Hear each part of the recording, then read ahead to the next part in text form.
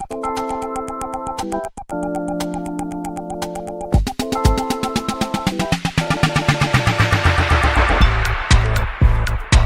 guys, welcome to another episode of the Technology Show, where our experts translate geek into regular speak.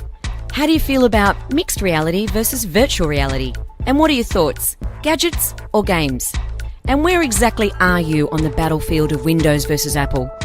Stay tuned for our special geek guests. And now, it's over to our Techsperts. Hey, Techknowledgy time. Techknowledgy, Tech, K-N-O-W, where we translate geek into regular speak. I'm Brett Levy, and with me as always, co-host Aryeh Sternberg. What's crack-a-lackin'? I'm speaking about technology. I'm about to get on a plane, man. Back to my motherland. I'm just looking at you. I was waiting for a weather broadcast, but you're sitting in a t-shirt, but with a like a beanie on. Dude, because it's cold. Do shout out to Qualtrics for the free hat. Thank you. Man. You've got a Oracle shirt, a Qualtrics beanie. What am I wearing? You got a striped shirt. Dude, we're sluts, man. Yeah. Cool. So, you going back to Boston. Boston. Going to Boston. Going to park some cars. You're going to go and see, what's it shout TV out show? to Milton Academy. What's the That made me laugh. I'm trying to think of the show. With the guy that beats everyone up, Ray Donovan. They were in Boston. Oh man, I haven't been back. It's been almost 15 years actually, exactly, nice. to Boston. Well, should be good. Boston clam chowder. Good. Well, enjoy. So, because you're going to Boston and leaving me alone, I'm choosing an app that only I alone can play with. So that must mean it's called Brett's App of the Week. This week it is then, okay. So it's actually called Overcast, and it's actually Ellen Jenner's app of the week. And it is a broadly used app. Even though it's not on Android, it is recognized as one of the podcasting apps. So Overcast, as Aryeh just said, is a podcasting app. It is an iOS-only app. And the reason that Alan showed it to me is he said that, because we record in a coffee shop and we have ambient noise, which we like, as opposed to that sterile, soundproofed room where they lock people up in. He said that our voices every now and then come across soft. Cam, you're listening, our voices come across soft every now and then. So with Overcast, there's a button that says voice boost, and you just push it and your voice boosts. Boost. The other cool thing is it takes out the gaps. So if there's any gaps in between, like ads or breaks, it just fast forwards. You can also listen to the faster speed as well. You can. So if you want to listen to us as chipmunks as opposed to us, you can listen to us on Overcast, and it is only iOS. So but I thought, we're a podcast and we've never spoken about podcasting like apps. True. So here we go. Well, I think thanks, Ellen Jenner. That's an A and B split coming up as well. Ooh, I think there we go. What's really important for those of you that are kind of getting new into the game of listening to podcasts, and hopefully ours is your first, and we popped your cherry, so to speak. But using an app like Overcast, regardless if it's only on iOS, you really, if you listen to a poorly recorded podcast, you may feel like, I've lost interest because you just can't hear it, right? You won't get that from us. We've got Cam on the deck. Question, does Overcast work to stream or play audiobooks, like Audible? I don't know. Because I actually haven't tried that. But I could try it actually while we're talking, because what I was impressed is I went into the search function and I just went search, and of course there's only one podcast really worth searching for. Of and course, guess what? It's unicorns playing friendly. I'm just kidding. Found it. So you can go new playlist, new smart list. You can create smart lists. You can go add, and then it says recommendations, comedy, technology, science, arts, business. I don't think so, man. It says you can add a URL. So you could. Why would you add a URL? If there's something to stream from there, let's do that. I don't know. Well, we'll find that out. But I didn't actually look at it beyond all of the features. I wanted something that was simple, that I could listen to a podcast, and because Alan showed it to me as well, it amplifies. So when you're sitting on the train as well, and then the noises and all that, it just cuts it out. So unfortunately, not on Android. I'm sure the developer has his reasons or her reasons for it, but very much so on iOS. And the fact that I said our show is there, man. You just search technology and it pops up. We're the only show on there, and it's spelled the way we do. Fantastic. I know, right? It's gonna leave it that way. So you can't really rate it. I've showed you the UI. It is sexy. It is easy to use. I will give it a 4 out of 5. I can't give it a 5 out of 5. One, because it's not Android. I mean, that is the biggest ecosystem in the world. Well, not ecosystem, operating system. It's far from an ecosystem, actually. And I don't think it can do more than just podcasts, which again is not a bad thing. Some things try and be too much, and too much to everyone. That's okay. So yeah, I give it at least a 4 out of 5. Oh, Brett, I don't know what to do, because every time we get to this point in the show, and I just feel like I almost forget everything that I had planned to speak, because it's I'm just going to interrupt. Cool. It's so exciting. We'll take the photo of the week now. Cam, have a look in, mate. A and so B. People will be able to see the A and B split test. Happy Easter Bunny Bounce. That was it. We have got a guest there, but she's coming in via Skype, so she's not going to be in our picture. That's right. So what are we doing for the A and B split test? Well, you're now splitting for a week. There is a split, but this is trending news. As of last Thursday, Facebook announced its new gaming portal to challenge the one and only Twitch, which means it's the Zuck versus Bezos. Is it Bezos? Does Absolutely. He own Twitch? Yeah, Amazon. Okay, so we've just mentioned now with the app of the week trying to be everything to everyone. That is Facebook's problem. And well, Amazon's doing a pretty good job of that as well. No, but Amazon spins it out though, right? You don't have to be in the out. Amazon environment to do this. You don't have to have an Amazon account. Yeah. When Alexa was experimental stage, they passed it off to other third-party hardware. Sony got a stab at it. You know that little Tribby that I've got. Facebook are basically they soul suckers. They literally sit there and go, what's going on in the marketplace? Oh, there's a company called Snapchat, let's do the same thing. Oh, there's a company called Twitch, let's do the same thing. Their model is different though. So for anyone that's listening that doesn't know what Facebook games and or Twitch is, it's a place that you go to watch people playing games. Now I can just see people doing like face palms at the moment, like wow. There's news here, guys. More people watch people playing games than they do watch any live sport. Yep. So, esports is definitely a sport. When you speak to the people that take it seriously, shout out to Aryeh, Paul Shanlon, one of the first shoutcasters that came through the whole space. Got to get him on the show. Translate that. What is a shoutcaster? A shoutcaster is your commentator who talks about people playing games in esports. And any game, not just sports. So esports is not just, and we have to define that. Esports isn't just sports. It's any online game where you've got professional activity happening. Correct. Good point. So Twitch was pretty much the main one where people went to watch content. They became the mainstay. And also remember, people earn money from this, right? Yeah. Well, Twitch came out and sort of built that whole community, and they were grassroots and then quickly built up. Then YouTube came and launched their channel. That's right. Right? And that's right. Didn't really go anywhere. And Facebook actually has been trying to do this since 2016. So let's start with the making money story. And I think you brought YouTube into it. I think their failure was because it was their normal ad model that just put stuff all over, as opposed to with what Twitch does and what Facebook's obviously going to do as well, where it's more about making revenue from what's going on in the game. So Twitch charges you a subscription fee. So now the people that went, I can't believe people watch people playing games. How about this one? People pay to watch people watching people play games. We'll talk about people playing games.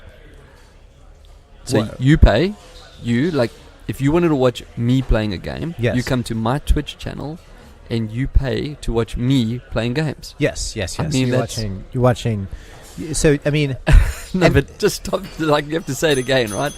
You're giving me money to watch me having fun. Oh, absolutely.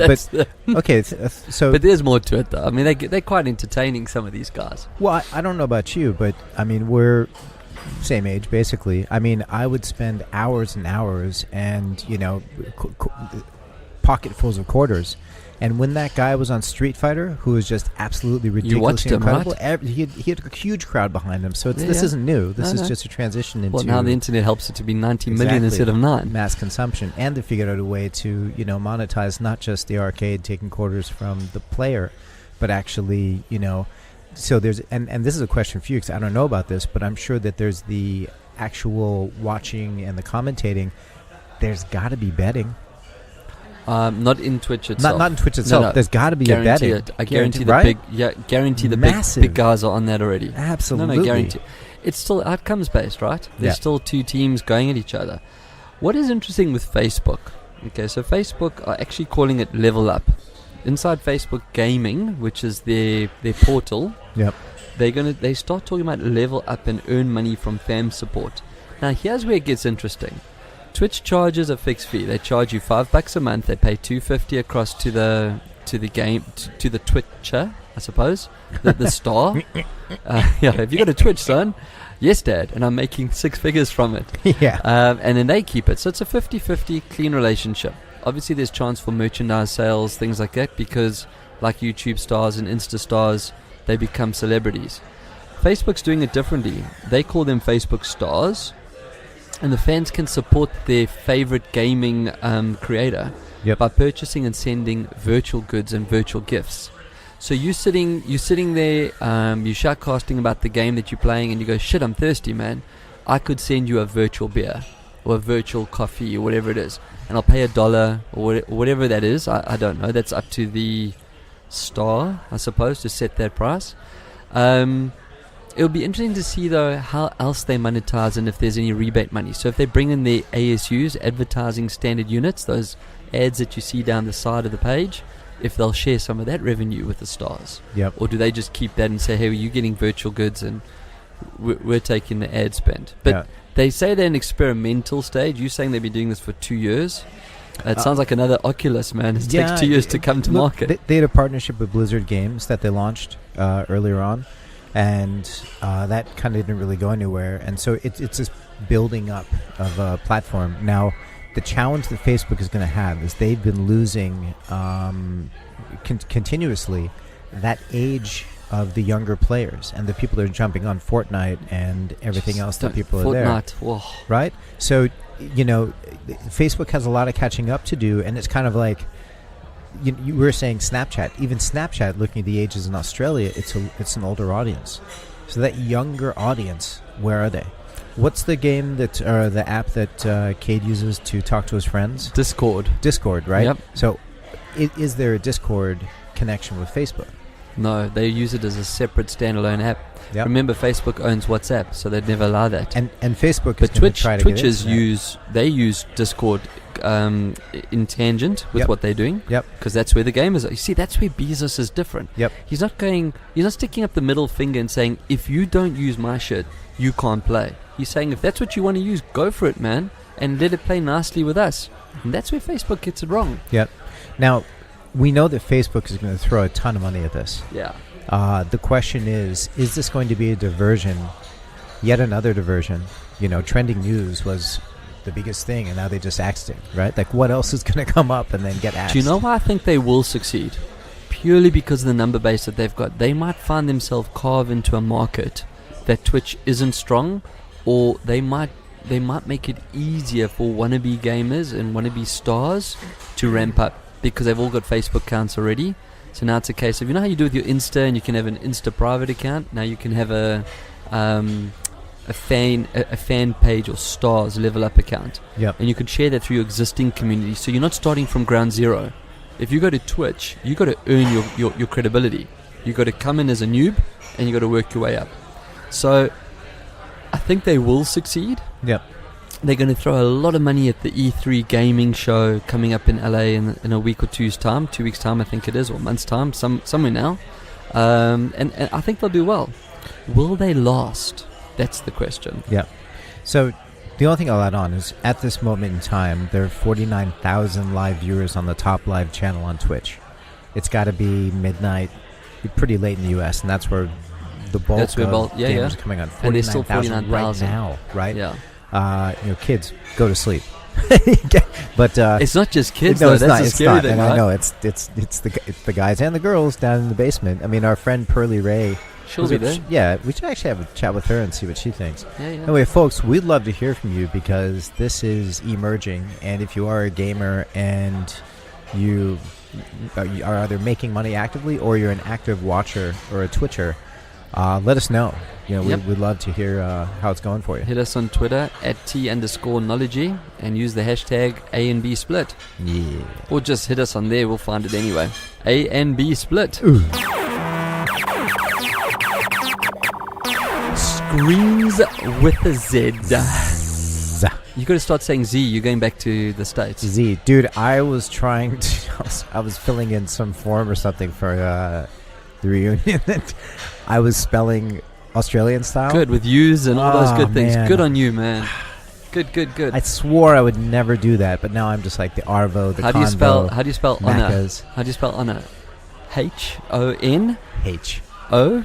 H-O-N-O-R. No. No, I'm going to America. I got to practice, dude. Okay. So, H-O-N-O-U-R. Color. O-U-R. C-O-L. O-U-R. It was the Queen's birthday C-O-L. yesterday. Yes, it Or was. the day before, whatever it was. But, you're in Queensland now. Not the state. Yes, like I the get Queensland. I get it. Right. So screens with a Z. There's a bit of story to it, though. Because we're talking about chapter 2. Go to about chapter 1. Well, there was chapter 1, and Yeah. we went with the infamous Raj42 and Rick Holland, who Yes. have both been guests on the show. And What is chapter 1? It's time travels in the VR studio, Sydney. Yeah. VR room. That's right. Virtual room. Look, the four of us went in, and we left very impressed.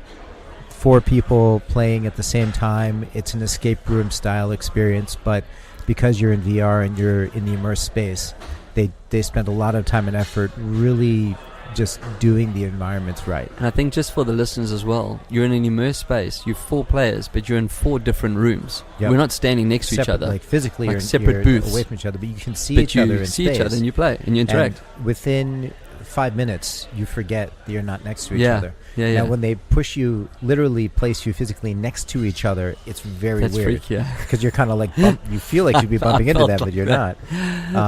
The first experience some time travels, you had a Egyptian tomb kind of a thing. Yeah, we went back to the Egyptian time. We went to the Renaissance. We went to dinosaur type. There's a dinosaur space and on the moon. Yes, on Right? the moon as well. That's right. And the moon was the only one that you could feel the physics were different. Yeah, You throw something, you have to throw tools to each other to solve the and it like problems, floats. and it floats in the air, and you're just like, whoa! And they really did that incredibly. Now, chapter 2, Wow. Okay, so we took the same crew back. 'Cause Same crew? We Raj and Rick? were invited to come and try chapter 2. And we thought, well, the only way to really be fair is to take the same guys back because 1, we've already experienced the game, so we know the mechanics, and 2, it will give us an honest answer. And I can say 100% we were all in agreement that it was better, bigger, awesomer. What are you doing now? We're doing selfies. it's from my parents. Okay. Say hello, hi, Mom and parents. Dad. Hello, Mom and Dad. Here's Mom and Dad. So, wow. I mean, to me, so Roger didn't feel there was a change in the graphics. I definitely thought they were sharper. I thought they were more pronounced. They were more tactile. Like when you pull that sword out. I wouldn't give the game away, but when we had to take that sword out, it looked real. When you looked at the objects closer, and I looked at the mug at the very beginning, it looked like ceramic. It did. And the light reflecting off that's it, what I thought as well. And it's that attention to detail that makes or breaks VR. And when you have the people that are paying attention. Now, I'll be honest. There was one point when I looked up in the sky and there were like leaves hanging over the forest. Where was their forest? Where was I? It was in. I don't remember a forest. Let's see. Shit. There's a place Oh with no, some we were in leaves. the Aztec, Yeah, the Aztec Aztec world. thing. Yeah, Okay, there's the leaves sorry, up there. there were leaves. Now, I was like, where was a forest? There was like one little bit where I saw the leaves were like kind of like rigid on the edges, but like one little bit. But you right? know what the difference? I'm going to cut you off there because for any other person that goes and They plays wouldn't this game, notice it. correct? You No, you're I so was- comfortable I in was VR, you're for it. looking Yeah, for other things. Absolutely. Now, Yeah.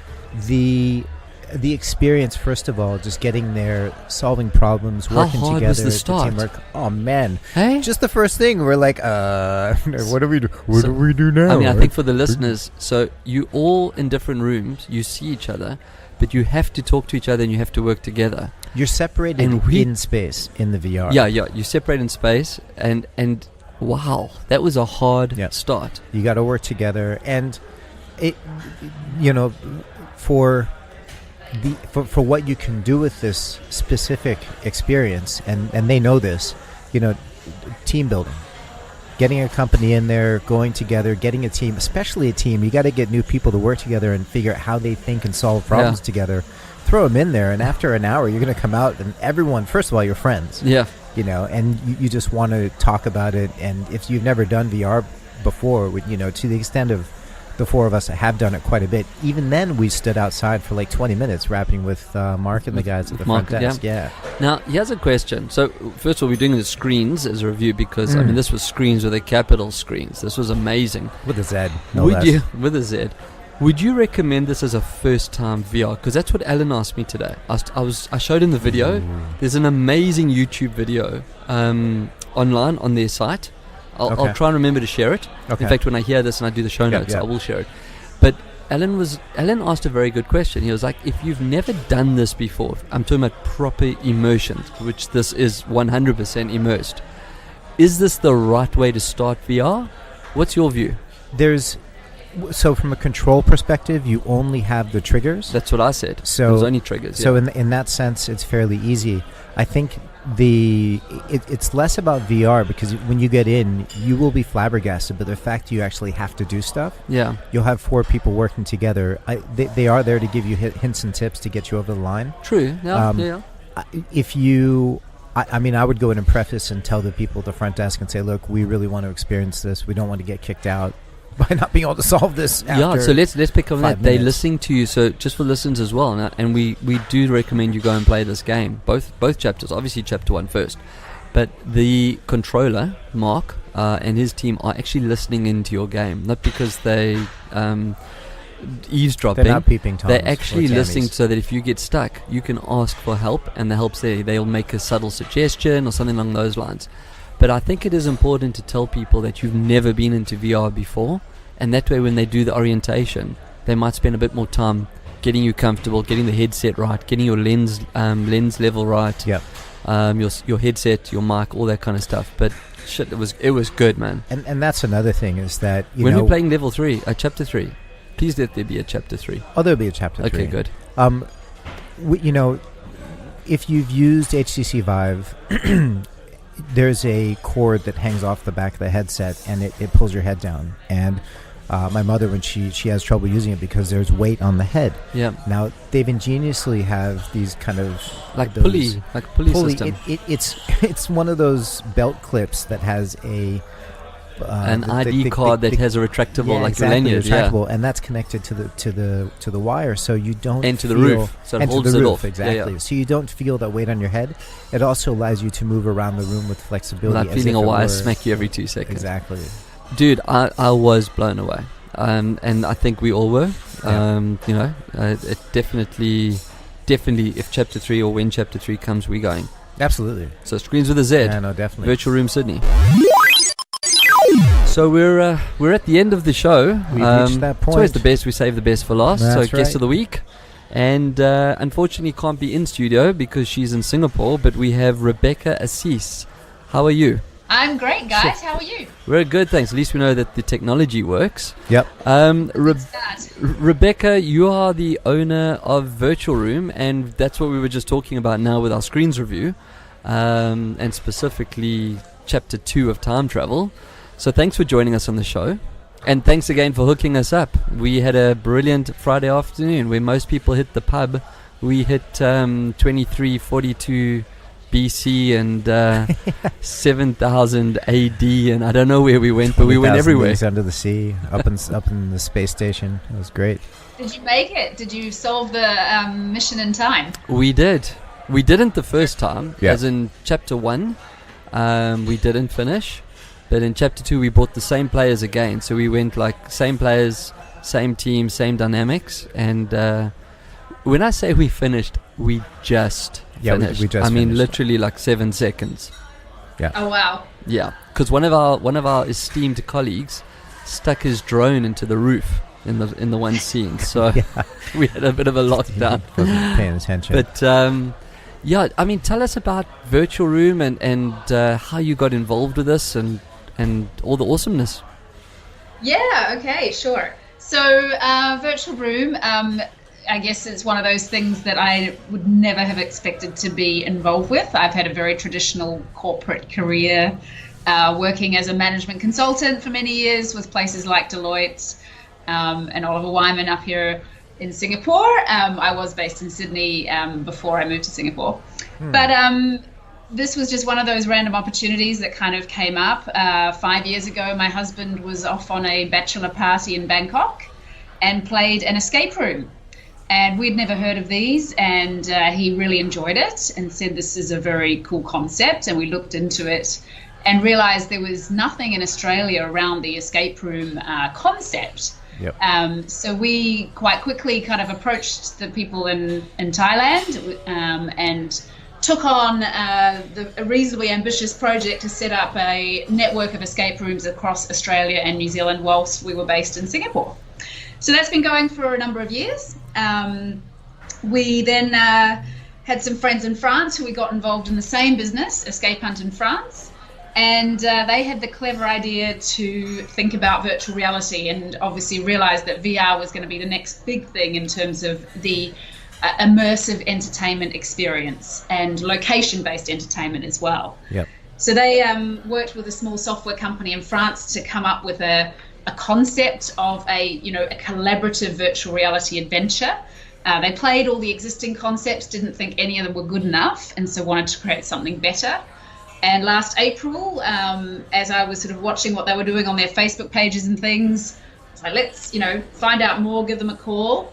My husband got off the phone and said, you need to go to Paris in 2 days' time and check this out. So I jumped on a plane, played the game, totally blew my mind. I thought this is a winner for sure.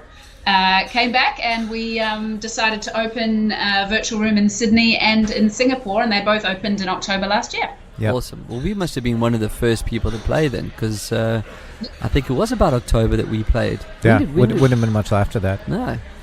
But, so, I mean, obviously being radio, people can't see it, and we're actually sitting bouncing in our seats while you talk about it, because we talk about VR all the time. But I actually haven't played a normal escape room. I'm aware of the concept. But you've described it perfectly. I mean, this was like trying to escape and do things to get out against a time crunch. And you can be anywhere and everywhere, and we were. I mean, that was amazing.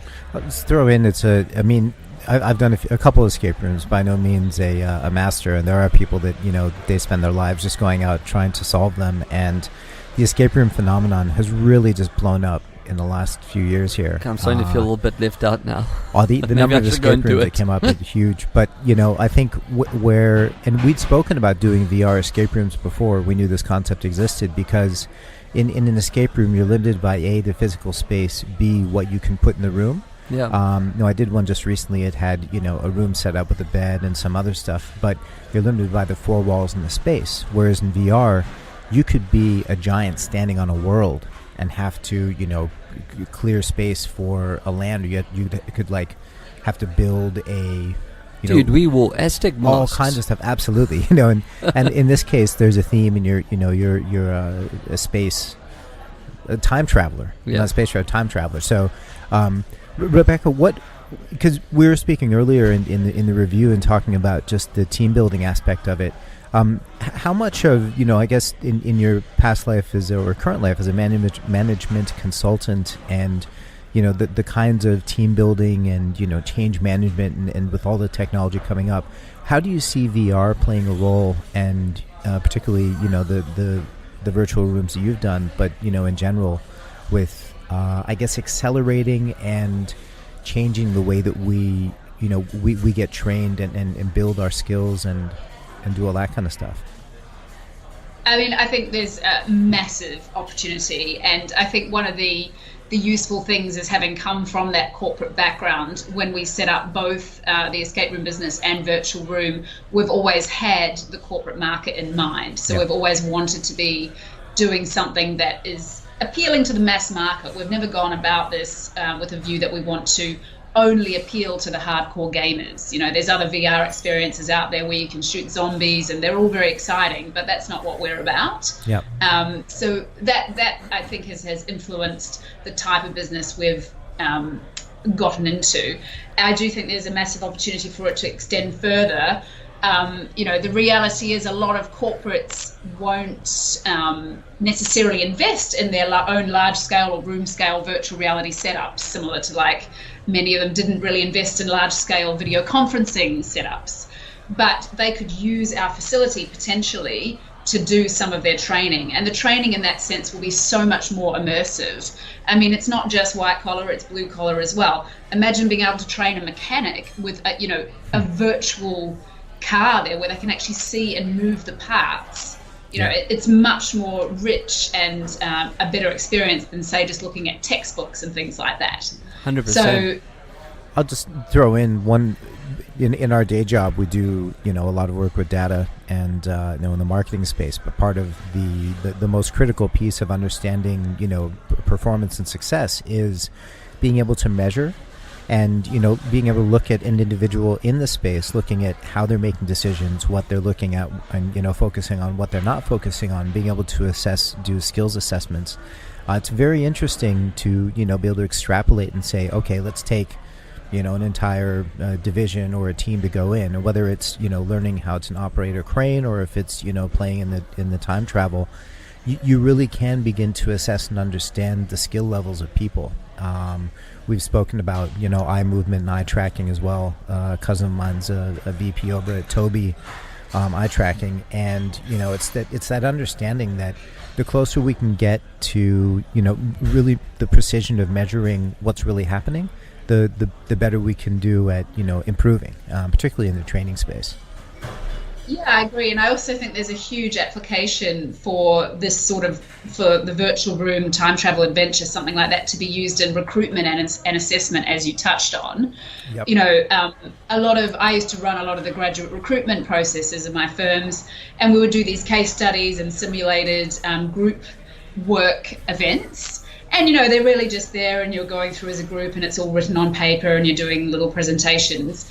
But I think something like virtual room, you could have 4 candidates together, playing together, see how they work together, see how they collaborate, who takes the lead, how do they deal with pressure. Yep. It's not a direct work environment, but it's actually sometimes better because it takes you out of your normal way of thinking about how you should operate in the corporate world, and really shows how people operate under a stressful, time-pressured environment.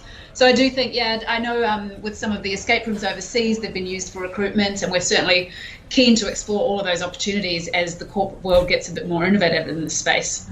I was just thinking, the fact, I think you had 10 rooms available. There were 8 or 10 setups. We've got 12 rooms in Sydney. Okay, so that means that obviously 3 teams can play at the same time. Now, at the moment, there's Chapter 1 and Chapter 2 of Time Traveller.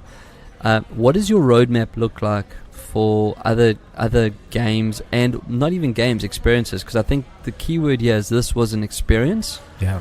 We weren't auditioning to become employees in a company, but the dynamics that you were talking about came through very clearly, and we know each other's personalities. We did expect one of our mates to take charge, as he does.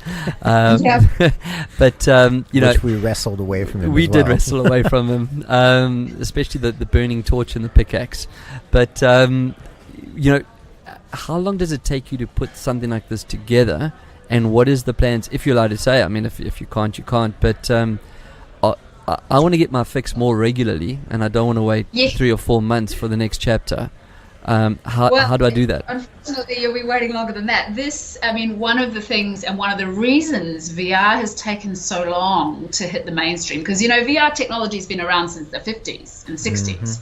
It's not a new technology. Yeah. But like many technologies, the hardware might be present, but the software takes a long time for it to develop to a point where a user wants to use it. Like the first smartphones that came out that had no apps, and now there's just apps for everything, and everyone can't live without their smartphone. So with VR, I mean, Time Travel Chapter 1 took 6 developers a year to develop. I mean, you've got to think this is like creating a 3D movie. This is like creating Avatar, but it's even more complicated than that because you're interacting with the environment and the environment has to change depending on what you do.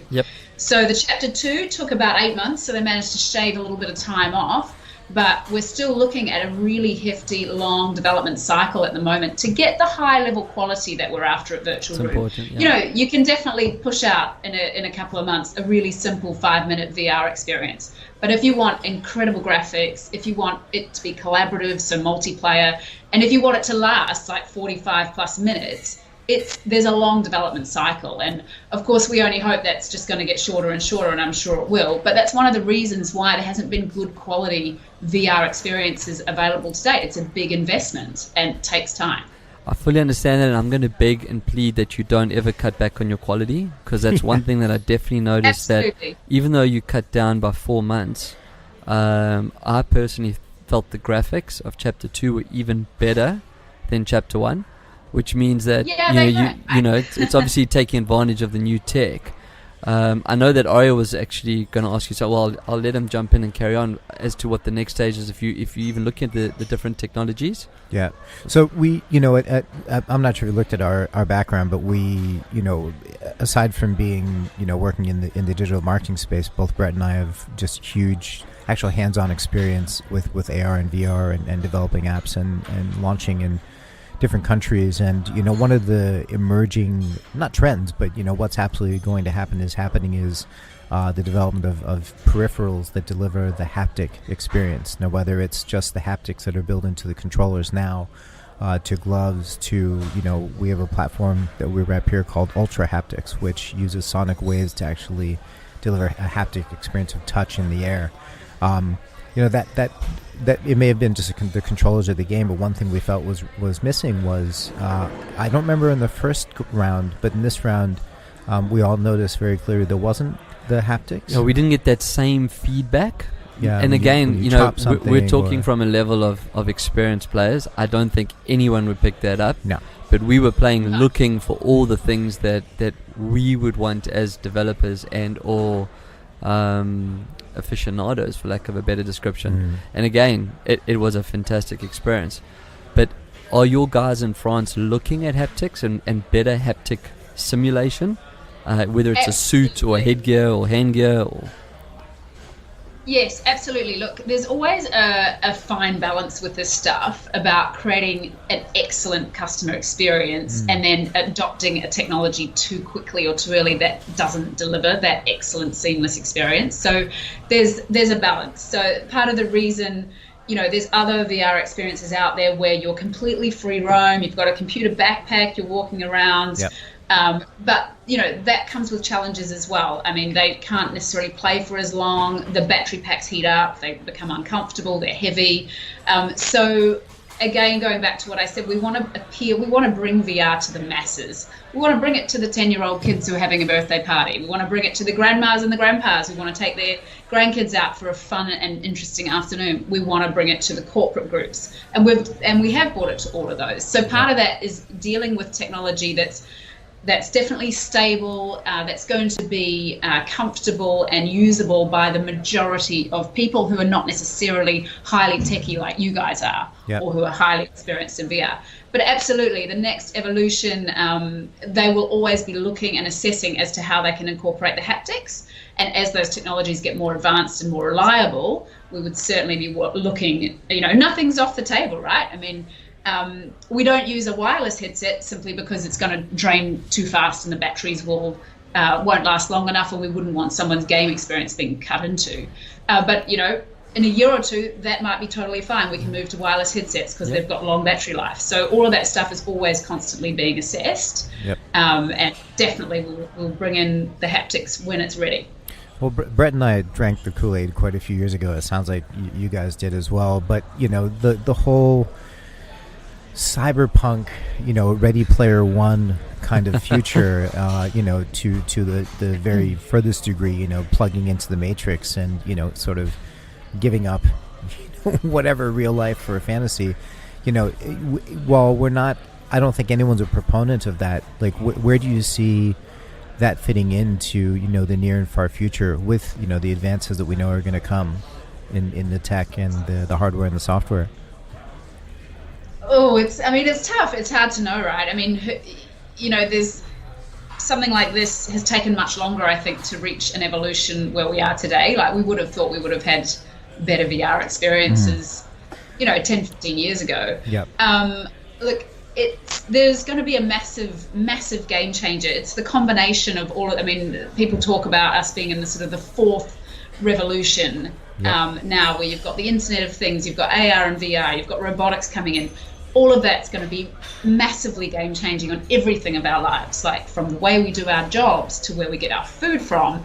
Yeah. I read a lot about this stuff every day, and the wave of change that is coming is going to be phenomenal, and possibly even more phenomenal than anything we've seen in the past, even more so than the internet, or more so, than the Industrial Revolution. So it's going to be an exciting time, but also a daunting time. I think a lot of these things, there is a lot of ethical implications that need to be managed properly. We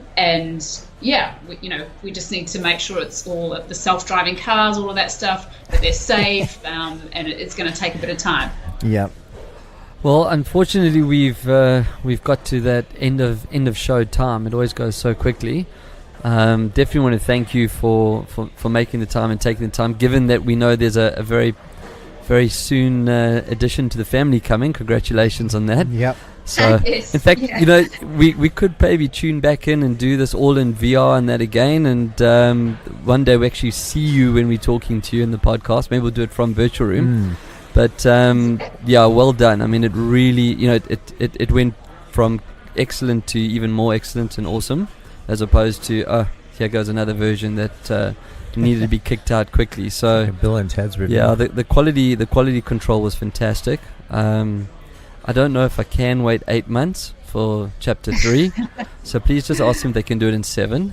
But we'll try best. But thanks so much for joining us, Rebecca, and we're definitely going to stay in contact with you and hopefully be back immersed in one of your experiences soon. Great talking to you guys, and thanks so much for having me. Cool. Have a good one.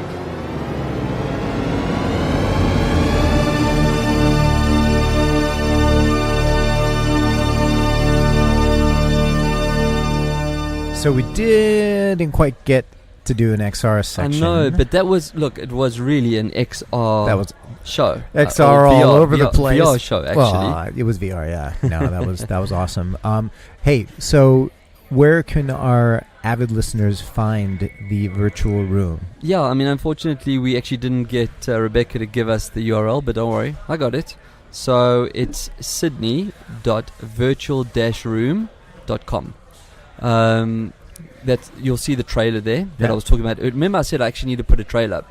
So if you go to sydney.virtual-room.com, Facebook is Virtual Room Sydney, pretty easy.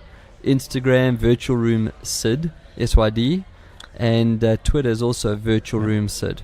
It's located at 5 George Street. Yeah, in Sydney. So on the 5th floor, 6th floor? I think it was on the 5th floor. In fact, there were escape rooms in there as well. I think they got both escape rooms below, and near the Apple store. It's that side of George Street, where the big glass Apple store is. Yeah, on that side. Dude, we're out of time, man. Done it again. So let's wrap it up. Anything from your side? The only thing I'd like to say is I'm excited to go to Boston. I've got a nice surprise waiting for you at border control when you arrive in Boston. Oh, fantastic. I don't want to know. No, I wouldn't do that to you. I'm not that cruel. Thank you. But don't wear that beanie, man. They might do it themselves. Oh, God. It's summer there. You don't need a beanie. It is. No, I know. I don't even know to pack. I just buy stuff there. It's all the latest fashion. So that's us for now, man. Till next time, keep your screens clean and your knobs shiny. Thanks for listening to our latest episode of The Technology Show. Remember, for more episodes, hop onto eaglewavesradio.com.au, follow us on Twitter and like us on Facebook. Catch you next time.